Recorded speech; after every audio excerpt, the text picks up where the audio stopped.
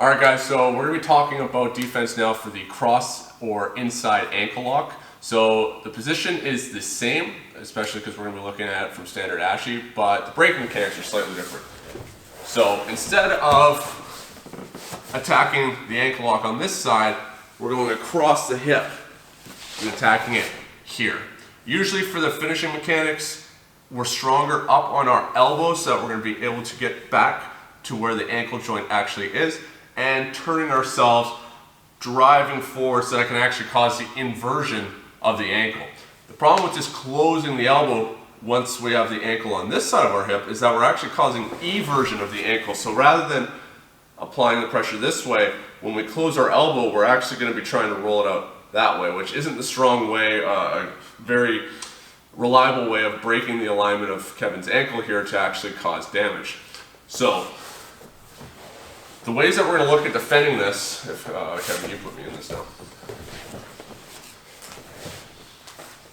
If we're actually caught in this ankle lock, we have to stop Kevin or our opponent from being able to turn to the side. So this is much easier to defend, honestly, when it comes to especially ankle locks, because this leg is going to be free all the time. He can't control this leg and attack this leg at the same time. And so we're going to take our foot and we're going to place it in the crook of their elbow up against their bicep.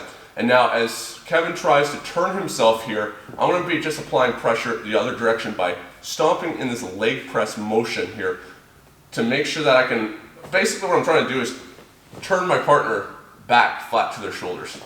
You're not always going to be able to do that, but if I can at least create a frame here and block them so that as they're trying to apply the braking mechanics, I'm going to be able to keep applying this pressure in.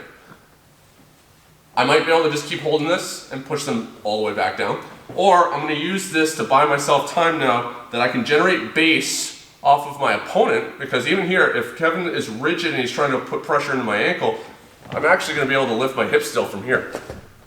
So I'm going to be able to do all the same stuff. All that same stuff. Nothing changes. Right now I'm just trying to deny that last little bit of lever control that he has where he's trying to apply the braking mechanics.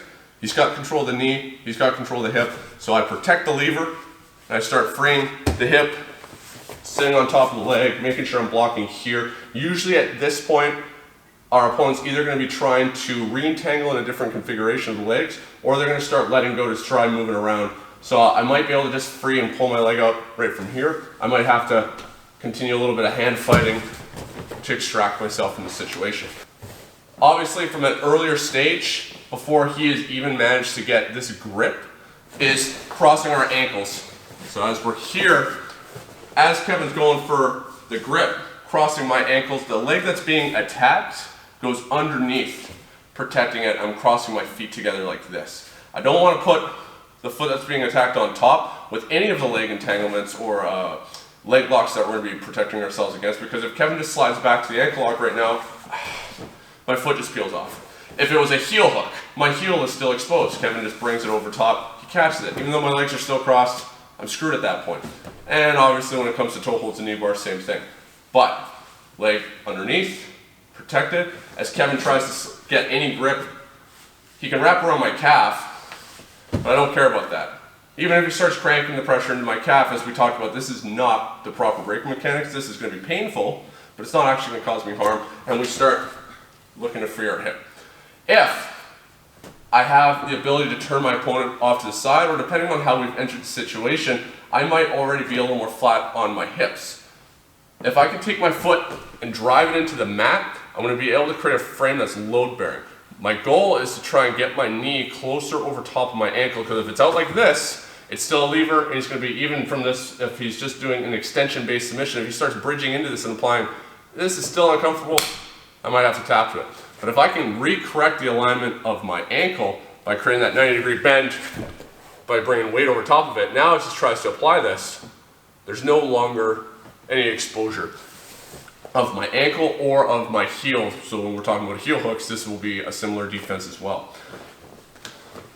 So anytime I can do this, obviously this leg is also still involved, and I have hip mobility now because I'm going to be able to be threatening with this technical stand-up. So I either do a complete technical stand-up, peel the foot off the hip, kind of like what we talked about in the weak side standard Ashy defense, or I'm going to be able to bring this leg in, and I can either frame him here at the bicep, just kind of blocking it. I can easily bring my arms in, crowd him, and start working on freeing this space to get my leg out.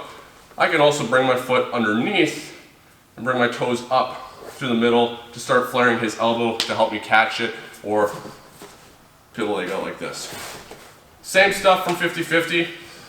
It's not a strong position to try and ankle lock people from, but if Kevin's got this grip here, I am going to be looking at getting my foot and hands involved. I'm going to be looking at putting weight, especially in the 50-50. We see this is where the guys are battling all the time in IBJJF, being able to build up, standing up into this position, looking at shedding that control so that they can start looking at either passing or disentangling from the leg locks.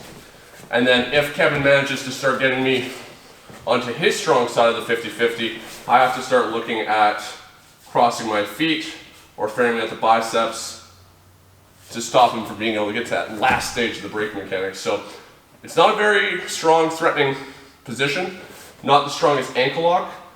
Always make sure that this leg becomes involved. That's the extra bonus of this position versus, say, the regular ankle lock, where as Kevin's turned to his side, it's much harder for me to get this leg involved because his body and his hips are naturally blocking this. So when we're looking at the cross ankle lock, make sure to always incorporate that free leg. It's just an extra tool that's going to be able to be used to keep ourselves safe.